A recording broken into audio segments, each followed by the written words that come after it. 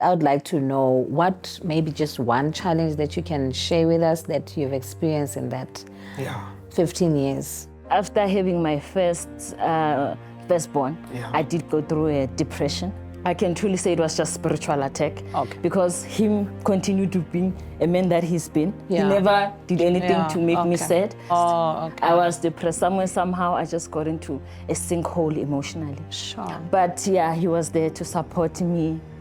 I look at you, how committed you are. You're a dedicated father. I normally see your posts even on social media, how much you love your wife, Grace. You seem to be what I call in our modern times, the good man.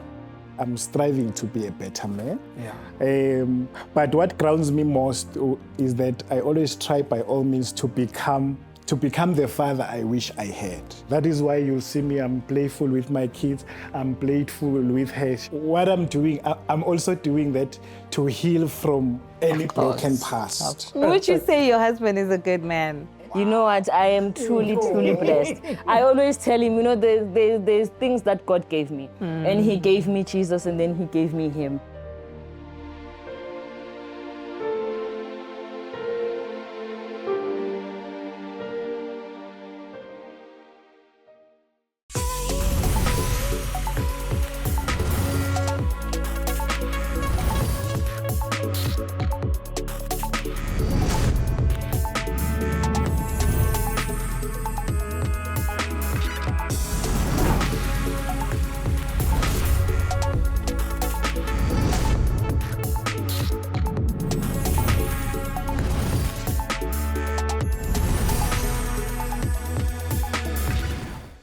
Hello everyone, it's Love and Marriage today with Dr. Bakhe and Nokwanda. It's awesome. Thank you so much for your comments on YouTube. Thank you for subscribing. If you haven't subscribed, please do subscribe. We're just talking about love and marriage, and we do have guests today. Just an update, there's the marriage conferences. We're from Polokwane. We had a sold-out event. There's Amazing also Mpumalanga conference coming up. And also KwaZulu-Natal conference coming up. Maybe let me allow you to welcome our guests. All right. Hi, everyone. Thank you for joining us once again today. Yes, today there's a bit of a difference. It's not just us, but we have our wonderful guests. I'm going to ask that they introduce themselves as we are about to start and hear about their story. So over to you. Hey, ladies first. Ladies first. Okay, hello everyone. My name is Grace. Wow. It's good to be here. I'm so excited. Thank you so much. Thank you for being here. Hello everyone, my name is Mlungisi Grace. I'm with my wonderful wife. We've been married for the past 15 years. And we are still going strong. There's still fire. And I still love her to bits. Thank you. Wow. Just to jump into it, we knew each other from school. We were together in high school. We're in a boys' school, Salesian High, known for its notoriety. Our school was known for gangsters and everything. That's where we met. And I happened to receive Christ earlier in my life, so I was kind of like a church guy at school. But I don't recall you at SCM or something. The Christian boy, you were not there. You were not there. But now I've seen you to be a responsible man. What happened, the twist to becoming, what happened? Thank you for the beautiful question. For me, I so much believe sports really changed my life, really changed the way I see life. Because most of the time when we're there at school, you find that we have a lot of options. Whether you take drugs, whether you become naughty, whether you abscond school. There was no that much accountability. But for me, when I joined sport taught me a lot of discipline, taught me a lot of how to understand who I am before others. So because I used to be a taekwondo teacher, by the way, instructor from 3 at the Salesian High. And I used to play volleyball. And Athletics, I tried there and there, but I must say sports has been a great help for me to align and to be disciplined the way I am. Then along the way, I find Christ. Oh, okay. Amen. Okay, quite interesting. Do you think you finding God helped you to be a committed husband? It saved my life. It didn't even, because before I became a husband, I had to understand who I am first. So I had to understand what is self-love, what is self-help. Because now I grew up in an environment where you find yourself, you must be a thinker. You must be a strategist on your own. You don't account to anyone. So you come back from school, there's no one at home. So you must think, what is it that I'm going to eat? What is it? I must iron my uniform for tomorrow. I must prepare this and this and this. I must do my homework. Yeah. So those are the kind of things that helped me, that grounded me to be the person I am today. So being in a home where everyone, when you come back from school, is at work. You're gonna find people. You're gonna start talking to people after 6. Evening. So now that taught me how to cook. By the way, because I'm one person who cannot wait for someone coming from work to come back and cook while I was home. So it taught me a lot of dynamics about cooking, about self-discipline and self-reliance. By the way, because now growing up. Those are the challenges that we are faced with, that you come back, no one asks you, how was your day? So you have to talk to yourself. You have to rely on that mirror to say, Mlungisi, you're a good boy. Mlungisi, you did well today. Mlungisi, today, you didn't do well. I'm tracing something from your background. Being there for yourself. No one is there to ask you, how are you? Your relationship with your biological father, was he there in your life? My father was there, but I can say he was there, but not that present in my life. So the communication was not good. So he was like somebody who will wake up in the morning, we go to our usual, he will go to his workplace, I'll go to my school. So the relationship will come when the report comes.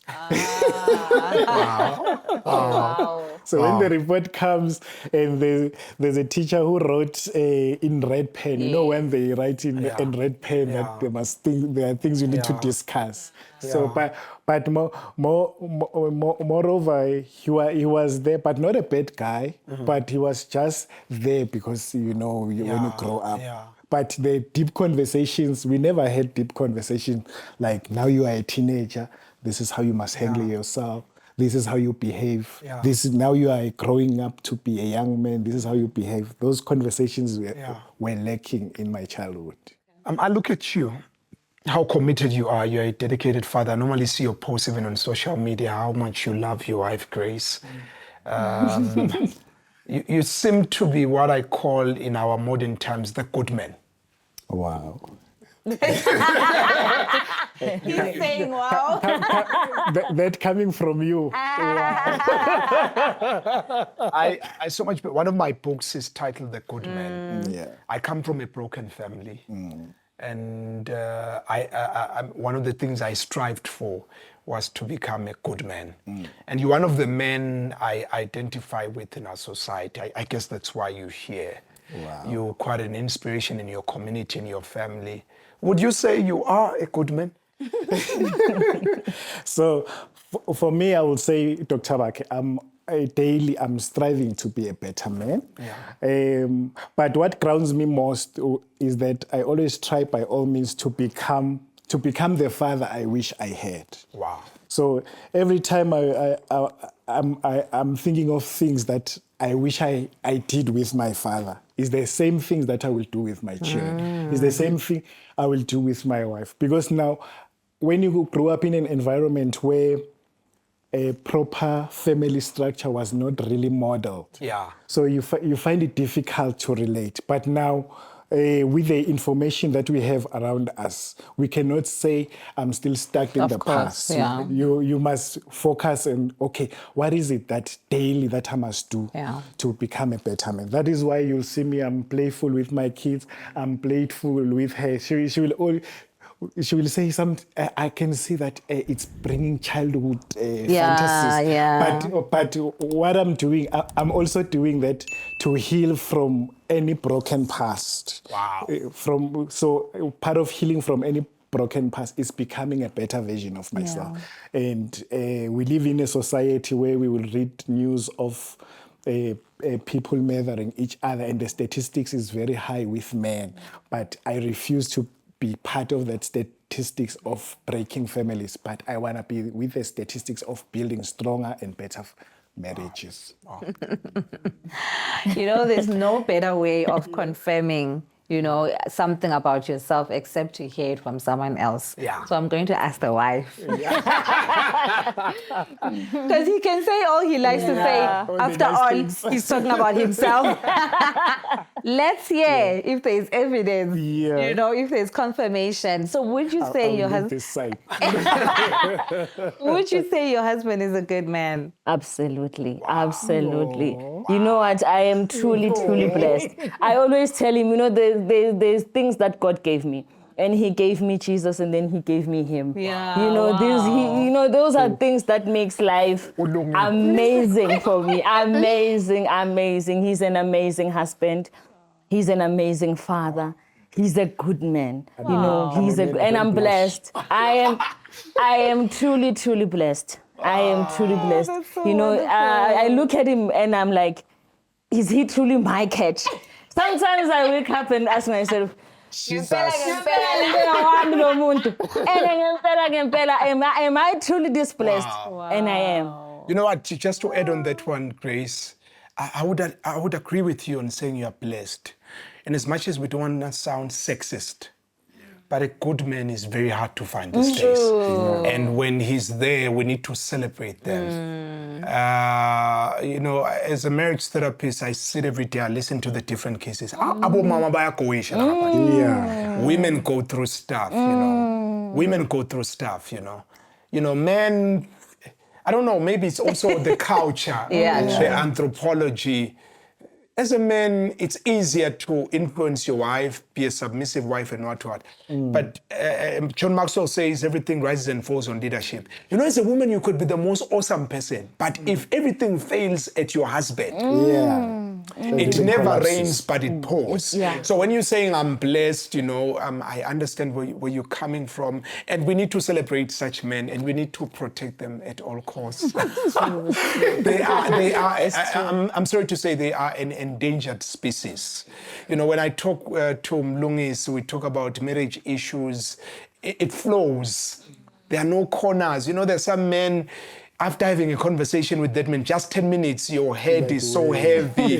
It's you know, he's just a simple and straightforward man and straightforward father. He's one of the men that we could call good men, and I think I do agree with you when you're saying you are blessed. Yeah. Okay. You know, I know you did say how long you've been married. You've been married for 15 years. Yeah.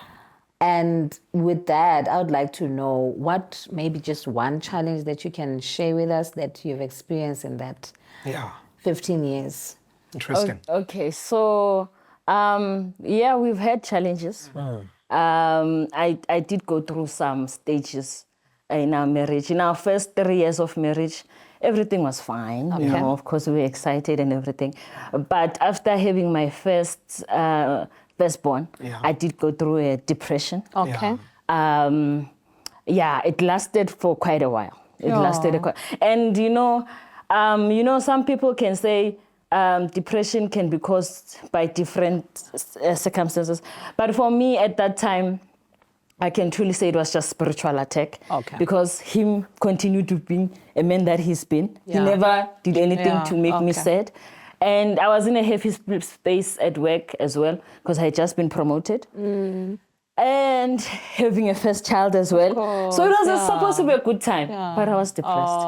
I was depressed. Somehow I just got into a sinkhole emotionally. But he was there to support me, through it all. And we survived that season, that tough season in our life. Wow. Yeah. And you know, like I say, there was nothing outside that I could point to say, why am I depressed? Yeah. But internally, I was. You know, and my mom, I remember even speaking to my mom about it, and my mom was like, hi, man. It doesn't make sense. You know, so many good things. So many good things around you. But it was. And him, when I also sat down with him and said, you know, this is how I feel. And he was like, you know what? I'm here for you. I'm here for you. Sometimes that's all you need, eh? And I went through it. We went through it together. And God has been good. God has been good. So that was just a season that, was very tough. So tell me, what do you do as a man? You're finding your wife is sinking. She's the weak link in the marriage at that time. It could be easy as a man to be like, you know what, I can't stand this. I can't stand this. I'm walking out. I'm going to find happiness out there. You go and cheat. What kept you grounded and you standing with her? Also, it was, adding to that question, it was early in the marriage. So you're also thinking, hey, I'm supposed to be happy here. I'm supposed to be celebrating. And now you have to carry someone. Ending in Swati, I'm like, why am I not happy? But for us, remember when we got married, we had a foundation slogan that grounded us, is still grounding us even today. That says we do things together. So for us doing things together, it has to be whatever she's going through, whatever burden she's carrying, I'm also carrying it. So for her to communicate to me, to say, this is what is going on with me spiritually. So I had to dive in there and be the stronger vessel to say, okay, if this is what we are going through spiritually, let's go through it together, but take me as a stronger vessel. I'm here to help you. I'm here to pray with you. What is it that I can do to fill your cup while you're going through this challenge? So for her, what grounded us mostly is that she was communicating day in and day out with, this is what I see, this is how I feel, this is what is going on. Sometimes I will get worried to go to work and leave her at home. And I'm like, I will be checking on her every 30 minutes, every hour, just to make sure that she's okay. If be it, let us pray, we will go on prayer. If it was fasting, we'll go on fasting.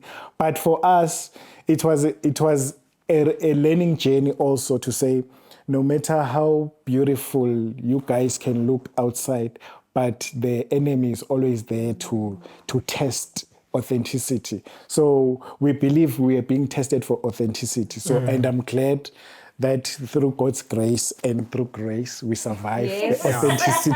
Because everything that is beautiful, everything that is strong, it will always be tested for its foundation. That is why there will be earthquakes, there will be tornadoes, just to test how strong your faith is. So we always had each other, and we always made sure that we listen to each other's voices. Because now I didn't want to allow her to go through the process alone. I wanted to go with her. So I can say we were depressed, but when we were depressed, one had to be stronger for the next one.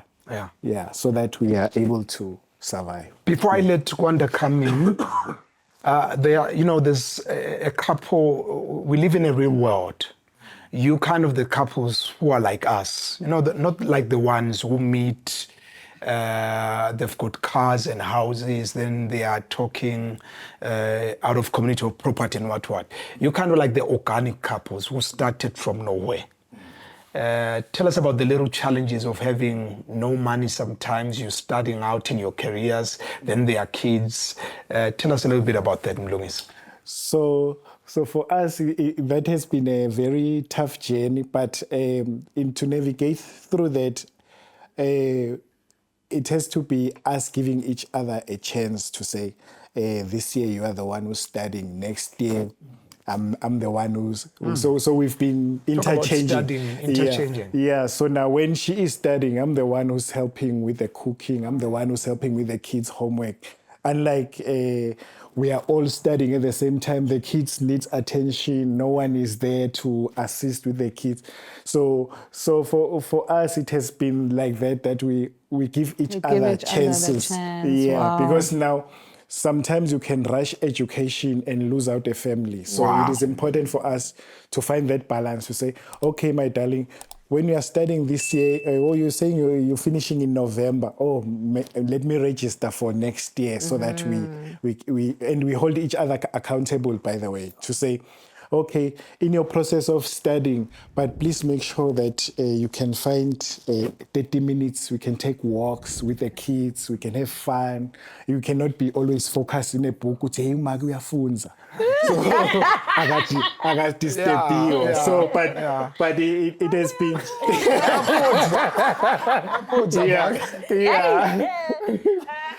So for my side, I can say, it's all about supporting each other. And in your leg, admit that the account is on zero, but what is it that you can continue doing while the account is on zero? I can afford ice cream that is 10 rand. And go a Wimpy, still ice cream at 10 rand and just enjoy the moment.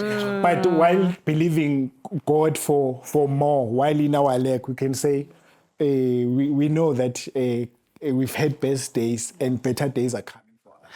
I want Grace to talk to wives about the importance of patience with husbands as you are growing as a couple. Being there during the moments of scarcity, I think you understand what I'm talking about. We've had our own moments when we started out with my wife. Could you take us a little bit about those moments in your lives where you had to be patient, where there was lack? Maybe you couldn't even change clothes, buy new clothes. Maybe you've got a colleague at work, they're getting new cars, but you have to be, you are in a marriage. We are patient, there are kids involved, there are bills involved. Take us a little bit about that patience, those moments of yours where you had to be patient as you grew as a couple. For me, because we started, from nothing really.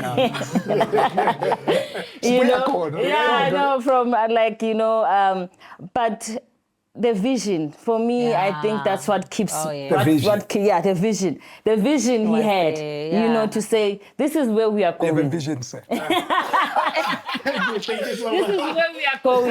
So for me, I supported him. I still support him in everything because I know he knows where he's taking us. And as long as he's got a vision, and even if the season is not good, as in there's a lack, but as long as I understand, okay, this is the plan.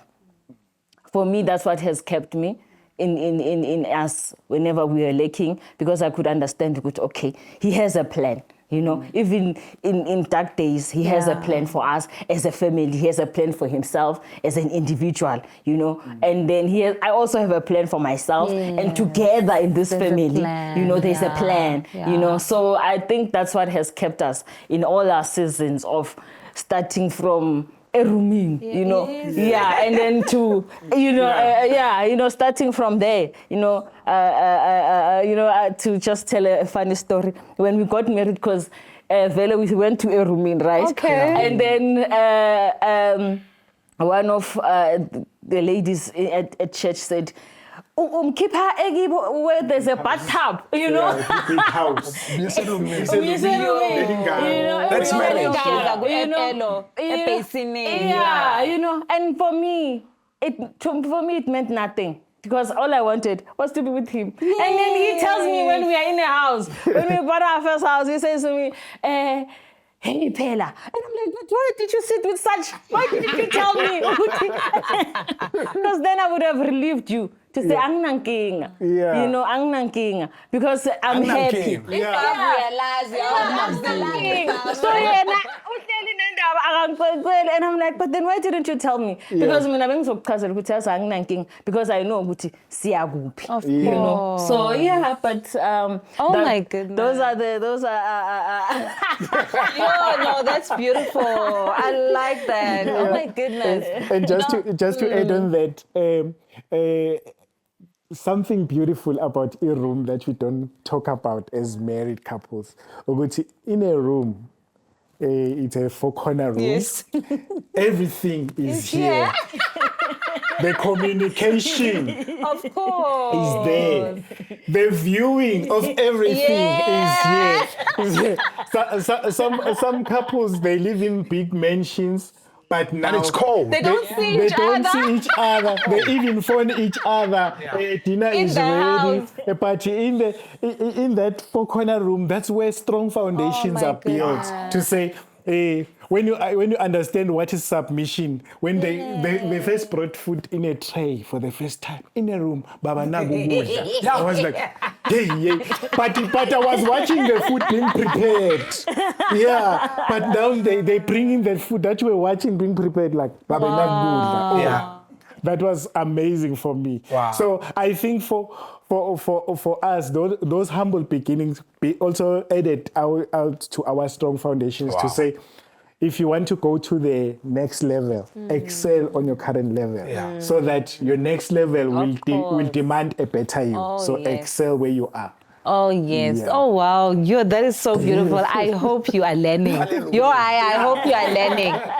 I like something that Grace you mentioned, that what gave you peace, what gave you that stability of being patient and allowing your husband, was that he had a vision that he had shared with you. For that is enough. I feel like husbands, you should be learning from that. Now that we know a bit about how, when you first got married, how life was, what made you, when he proposed, what made you say yes? Because now we know a little bit. What made you to agree to marry him? Okay, now we won't deny he is good looking, I guess. Yes. We won't deny. The catch. I know he's a catch. And but his charisma, he's and he also is very funny. Very, very funny. Sometimes that was used to get us in trouble when we first started in our marriage. Because for me, I took it as if he doesn't take things serious. Yeah, I felt like but obviously, you know what they say, opposite attract, right? Yeah. But when we married, it attacks. Because now it begins to create that, So, but that's what attracted me, him being funny, and his charisma, and So I said yes. Mlungisi, on your side, what made you choose Grace as your wife? Okay, for me, I came as a broken man, and I saw the days where the years were passing by. Yeah. So first, I visited a church where my mom was fellowshipping previously. So when I visited this church, so part of the checklist that I had on my side is that I want someone who loves people, someone who is good with children, someone who is good with everything that you, as a man, you can think of, like beauty. So because coming from a kaya, there was that challenge of you going to Johannesburg. Johannesburg is not a good place. Yes. So it's not a good place. And the words that were spoken, Yeah. They will forgive us. And God having a sense of humor, he blessed me with a Xhosa woman. Yes. So but when I found her in church, she was serving in the youth. She was busy up and down.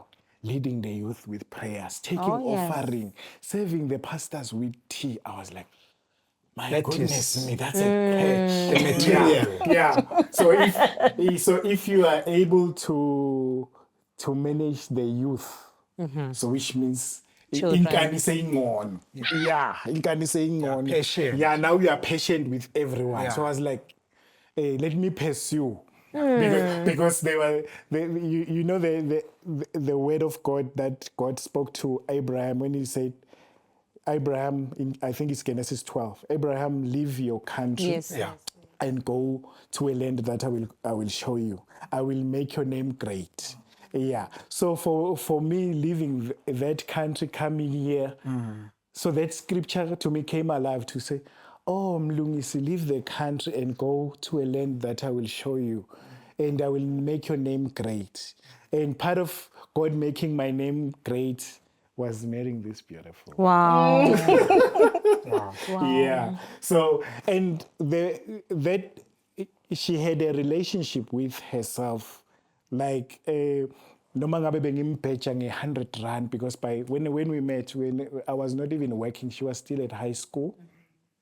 Nangimphetha nge-100 rand, I will see management skills, because she will be like, no, I went to, what did that shop of yours go? Legit. Or they go to Mr. Price and say, you know, that 100 rand you bought me, I bought a t-shirt for myself and a jean. You remember in our time? Yes. Each 100 rand, I shared Mr. Price. You will. Yeah. So I was like, oh, you didn't think of something nice in a restaurant just to consume. You thought something nice to present yourself in a good way. So my money will be safe with you. So I was like, uncles, please make a plan. Yeah, before somebody jumps in. Of course. A quick one. We talk about lifestyle. Yeah. Are you a person that consumes alcohol? By God's grace, the only alcohol I can consume is that one when you have cough mixture. Yeah.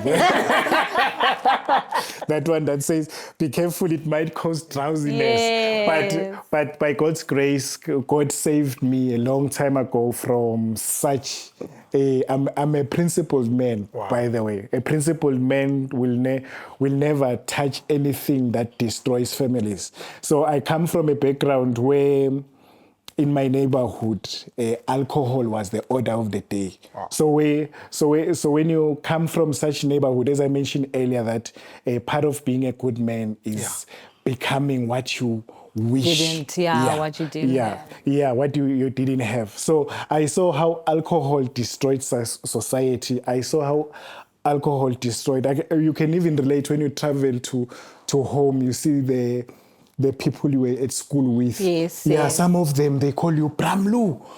When you look at, oh, this guy, I was with him from 4. But he looks older than you. But for me, I thank God that I was delivered from that. I was like, I even hate an advert of alcohol. With passion. Because I don't want anything that associates me with that, because sometimes your genealogy, you never know how the enemy has trapped you. No matter how I can be stressed, I can cry in her shoulders, not in a green bottle. You know what? You remind me of my homestead. There was a storeroom. In the storeroom, wakunama crate. I remember them as a boy. Wakunama crate. I figure out business. And not business. It's my dad only. Not one crate or two, a whole room of crates. Budget. No, they accumulate over the old ones. They accumulate over the year. So I recall sorting them, not full, empty bottles, but they've been consumed. And Imperial Akaya, they'd be there. So for me, it takes me somewhere. I think it's what made me to decide not to partake in alcohol. For me to be the responsible man I am in my family, I think, for me, it just takes me there. You just touched a very strong spot. Mrs. Menon, I'm also going to ask you, this sensitive question. What do you think of cheating? It's a demon. from hell. I hear you. Yeah. But for me, cheating is not being found with another woman. Cheating starts from not being transparent to her about anything. So whether it's another woman or giving Bakhe something, a side deal. Hey, Bakhe, you are saying you're stuck to go N1. Let me give you the 4,000, not declaring to her. Yeah. For me, that's how I define cheating, because society has defined cheating as being found with another woman. So it's deeper than that. Sure. So cheating is also what you consume that you are not proud of when she's around. Yeah. So when I can watch a certain video in my phone, and when she can be behind me and say, "What are you watching?" and I can say, "Nothing." Then That's how the demon of cheating has crippled in. So for me, cheating, it has to be doing something that is ungodly, that you are not proud of as a man. So be it having another woman, be it doing something that you are not proud of. Even your kids can say, "How dare you doing that?" So for me, it's like, I have cheated on their future. I have cheated on their belief system. So cheating for me, that's why I'm saying it's a demon from hell that one does not need to even look at. You just need to separate yourself from. So because it has many categories. Interesting. Grace, what do you do for fun as a couple? Okay, so Tina, because we love each other's company. For I mean, to be around each other, for us, it's the best. But we like to go out hiking.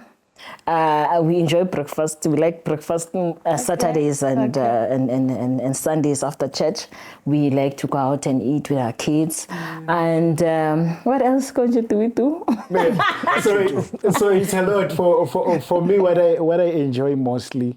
So when we come back from work, I'll make the coffee.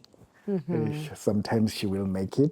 So, but then we'll sit down on the dining table and while we're consuming coffee, we'll be like, "So how was your day?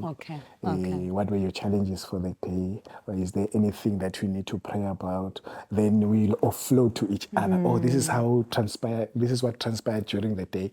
But mostly for us, we like taking walks, walking around your neighborhood. We give each other that undivided attention. When you're in the house, sometimes the kids, when you're trying to express something to her, "Hey, love, I wanted to tell you yesterday when we were having a worship service, this is what happened." Then the kids will jump in and, "Daddy!" I know that. Then now you're off the topic. So now sometimes when we take walks, we are able to give each other that undivided attention, because society has also, it's stealing things from all of us. Like when you speak in the house, you'll find someone maybe is holding their phone. The TV is disruptive. We have 2 dogs. Sometimes the 2 dogs are barking. As a man, you want to check what are they barking at. So there's too many disruptions. But now when we take walks, we just give each other that undivided attention. And I think that also revives us mostly to love each other even more. But besides from going out, I think I enjoy working with her. Wow. But she has become a friend, my best friend. So actually, somebody commented the other day, "You guys are twins. Everywhere you go, it's like you are twins." We are twins. So when you love me, you better love her, because everywhere I go, she's there. Unless it's a med conference. Unless it's a men's conference. Okay, maybe last one. So I can assume, or I'm just suspecting, that it's not always rosy. You're not, as much as he's a funny guy, but we're not always laughing. So how do you, if you do, like most couples experience a moment of silent treatment. where no one wants to quiet, say it's tense. anything because there's that tense moment. How do you snap out of that? Grace. Maybe we can learn from you. Okay, I think it goes with personalities as well. Yeah, my personality, I'm for long, like I'm cold, like, you know, I'm cold. That's just how I am.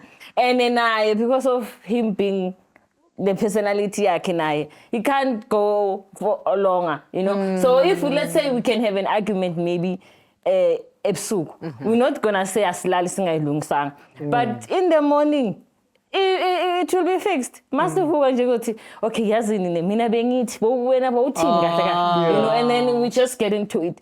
I mean, it doesn't even last 24 hours. I mean, 24 hours is too much. 12 hours is a lot. You know, 12 hours is a lot. I think not the way you sing a corn, it also helps us. Because sometimes I'm offended by something. Yeah. And then I'm talking something I'm offended. I'll quickly come back and say, Kanti,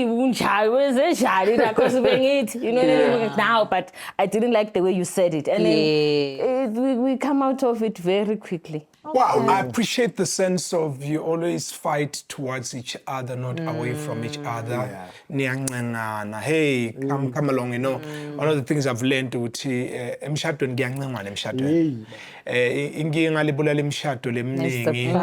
the I don't care mentality. Just to reach out. Let's talk,